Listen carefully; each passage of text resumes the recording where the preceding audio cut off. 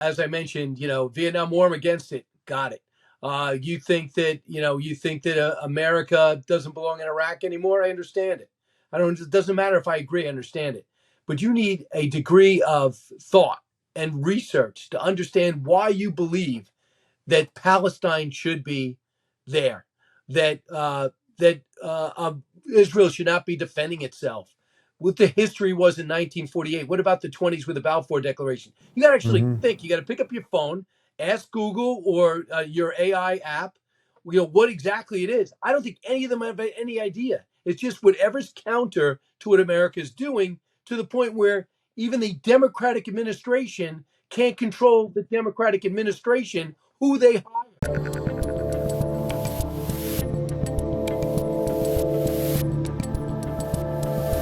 I'm Dave Rubin, and joining me today is the co-anchor of Fox and Friends, the host of the Brian Kilmeade radio show, and author of the newly released book, Teddy and Booker T. Brian Kilmeade, welcome back to the Rubin Report. Dave, it's great to see you. It's good to see you. Because you have 87 gigs and 45 other jobs and a whole bunch of other stuff, we have limited time here. So I thought for a couple minutes we'll kind of talk about news of the day in the media, then we'll dive into the book.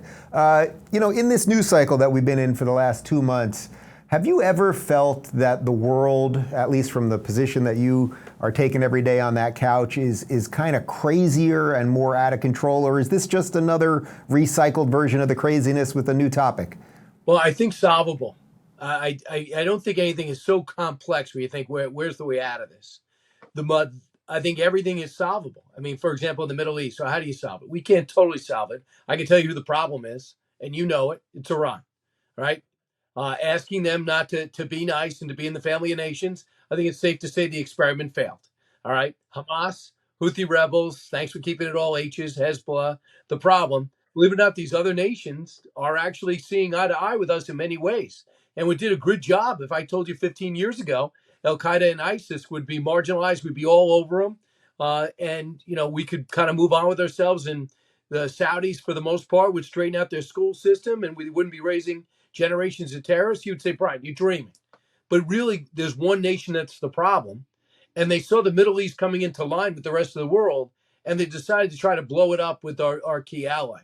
The biggest surprise, Dave, has to be the protests, has to be the college campuses. If you're against the Vietnam War, I can make sense. If you think African Americans are having a hard time with law enforcement, let's hear your case. I get it, but I don't get this. I do not get the Palestinian cause, or Palestine needs to be free. And let me explain to you how much Hamas means to me. I'm thinking to myself, maybe for a day, but I mean, this is getting bigger and bigger. And over the weekend, the Manhattan Bridge being shut down by these knuckleheads, asking for a ceasefire in the middle of a ceasefire. Kind of unique. Does it surprise you that much, though? I mean, you guys cover all the college craziness every morning on your show as much as I do. I mean, with that as the backdrop, to me, it was not that surprising, actually. Too complex. As I mentioned, Vietnam War, I'm against it. Got it. You think that America doesn't belong in Iraq anymore. I understand it. It doesn't matter if I agree. I understand it. But you need a degree of thought and research to understand why you believe that Palestine should be there, that Israel should not be defending itself. What the history was in 1948. What about the 20s with the Balfour Declaration? You got to actually think. You got to pick up your phone, ask Google or your AI app, what exactly it is. I don't think any of them have any idea. It's just whatever's counter to what America is doing, to the point where even the Democratic administration can't control the Democratic administration who they hire. How do you go about covering the news every morning, in that you're doing a morning show, you're trying to be light about stuff, and you guys do a nice blend of kind of fun, light stuff, but then also the serious stuff? It's kind of it's bipolar in some ways, I suppose. I think it's like you. You have a great sense of humor, but when you speak, you do it from a well-researched background. This is my opinion. This is what I have to say, but you'll be self-deprecating. You'll make fun of other people, not me, because I think you're a little afraid of me. Well, I leave that to Gutfeld. Yeah, thank you. But I think it's the same balance. You try to pick your spots. The day of the war, October 7th. If you're kidding around, you're in the wrong business. You pick your spots during the day and you see some of the craziness. 2024 to me is very much like sports. You break it down, you look at the strategies, you look at the candidates, you look at the performance, you look at the numbers, the polls. I mean, I love that stuff. So you can have fun on the other side. But when it comes to, routing, going into Hamas tunnels and you toss in a Trey Yinks, not the time to go for a laugh. Yeah, for the record, he has become one of the best journalists in the business, like top 5. The guy has just been absolutely, absolutely incredible. Let me just ask you one other political thing, and then I want to talk about the book, because you just mentioned 24, and Fox is in an interesting spot because there is this Trump-DeSantis thing. My sense is the polls don't make much sense, actually, and I think on the ground is a little bit different than that. But how aware are you of what the base of your audience wants versus what you're thinking versus what your co-hosts are thinking? And the general zeitgeist is when you're covering all this stuff? Well, I mean, I'm lucky enough. I go on the 5 a lot and, fill in at night. So, and then I got the Saturday show, which is really, and you've been on, is really, I feel like it's my own thing. One thing about us, we don't deconflict with the hosts. So, like, we don't see each other until 2 minutes before. And I don't think anyone benefits from trying to get on the same page with your hosts. Seriously. But I'm not really worried about the base, especially for the fact that so many people, like so many in the Trump world, are mad at Fox and they like Fox and then they don't. It's impossible. If you say something nice about Nikki Haley or Ron DeSantis, that's called, following the storyline. But since they're running against Trump, a lot of times the Trump people get offended. But you can't keep up with it. If you tried, your head would explode. Yeah. And also Trump. Trump sometimes hates Fox, and other times, I go back and forth with him on the air, off air, and I don't think he minds the sparring. And I think it's going to be fascinating. I mean, for anyone who's a Republican to say Ron DeSantis is the enemy, I find that laughable. If anyone doesn't see the talent of Nikki Haley on the right, I think that's kind of, you might not be the person you're voting for, but my goodness, that resume, that strength, that background, husband's in the military, stationed over in Africa, kids, Indian descent, knows international, ran a really good state. If you disagree with her on policy, but to get mad at me because I have an interview with her or that type of stuff, I can't let that get, they can't get to you. And also, nobody in the Trump world loves Chris Christie, but please tell me an issue that Chris Christie is not conversant on. And it's, the guy's extremely bright and successful. He made his thing has gone running against Trump. Sometimes you have Chris Christie, especially on the radio show, and affiliates will like go ask me, what am I doing? I'm like, what am I doing? I'm rounding out the conversation. Yeah. What am I doing?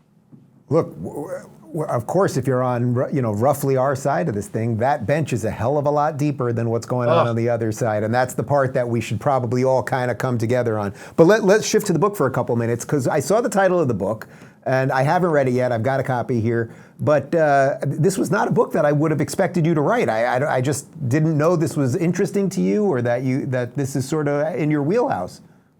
Couple of things. I did the President Freedom Fighter, Frederick Douglass, and Abraham Lincoln, that battle for America's soul. And I want to move up in time. I always had passion for history. The reason why, Dave, we probably would get along if we hung out is because we have passion for news, and I want to put it in perspective. History helps me, and I enjoy it. Yeah. Number two is, I did George Washington's Secret Six book about the spy ring. I looked at that for 20 years. And Bill O'Reilly was actually one that said, I never heard of this story. You should do it. Kind of helped me through it. And then I started doing one after another, and I got to the Civil War, and I was like, "Duck it! It's George Floyd. Stay away from it. You don't want to talk about race." I go, "What if I did it through two great Americans who would eventually come together?" But I also read Up from Slavery, and here's why you would like the book. It just talks about two Americans in rough circumstances, physically, with Teddy Roosevelt, almost died, asthma, and all that. Lost his wife and his mom in the same day. Even though he had money, it doesn't mean he had an easy life. And then you have another guy born to slavery until he was 9 years old. And I read Up from Slavery, and I put the book down. I could not stop thinking about it. And I just thought, who could I pair this with? Because there's been so many biographies, and he wrote his own and updated it 3 or 4 times, like Frederick Douglass. And then I see Teddy Roosevelt all over it. And I went to the Roosevelt people and I say, am I dreaming to talk about this friendship, or is this just a couple of years? And they go, no, this is real, not often written about. They helped me, did a Fox Nation special on it. And if people want to say in 2023, I got to take a knee at a football game because we're not racially sensitive enough, if you want to kneel down at a U.S. national soccer team game because you don't feel as though life is fair for all races, creeds, and colors, get it perspective. He was born in the segregated South as a slave, loved the country, and all he did is try to educate generations at Tuskegee and then spread that throughout the country without any bitterness, without any hate. Could have won anywhere and been a celebrity.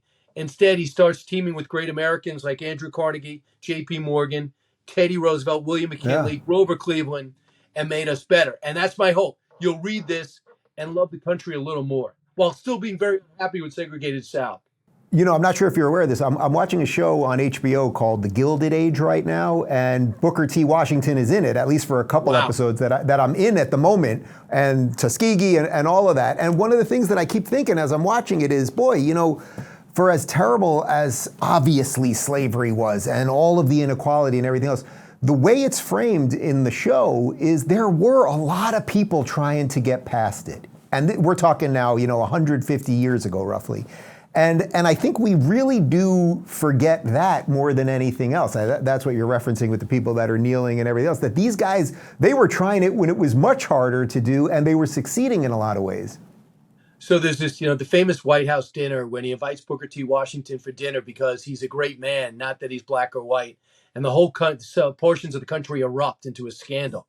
How dare Teddy Roosevelt diminish the white race by bringing in a black man to have with him, even if he's the most famous black man in America and the most respected, perhaps, on all walks. Not everywhere. It's outrageous. The headlines will just make you almost pass out with anger and distraught.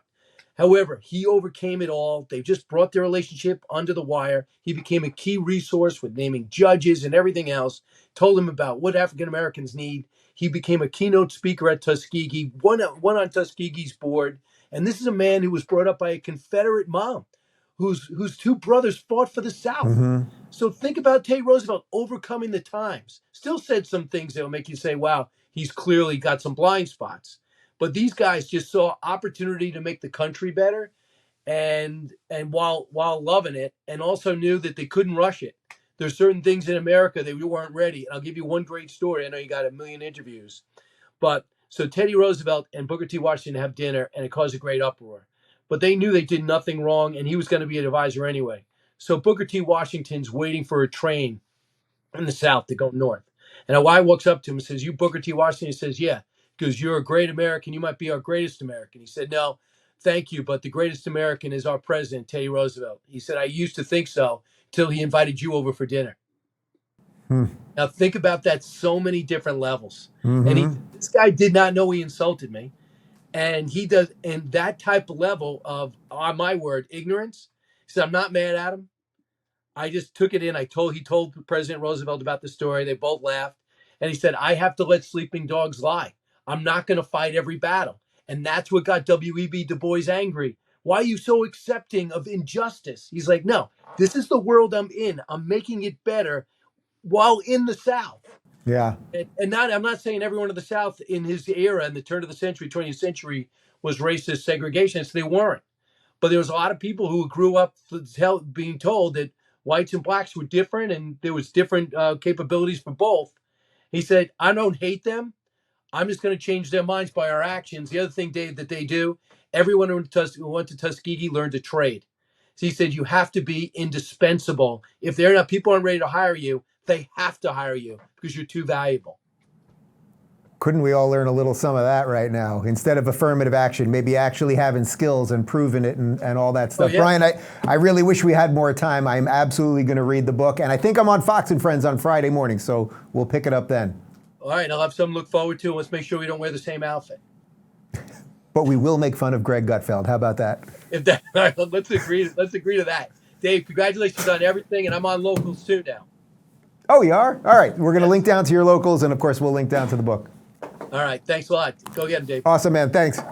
If you're looking for more uncensored opinions from today's thought leaders, check out our media playlist. And if you want to watch full interviews on a variety of topics, watch our full episode playlist, all right over here. And to get notified of all future videos, be sure to subscribe and click the notification bell.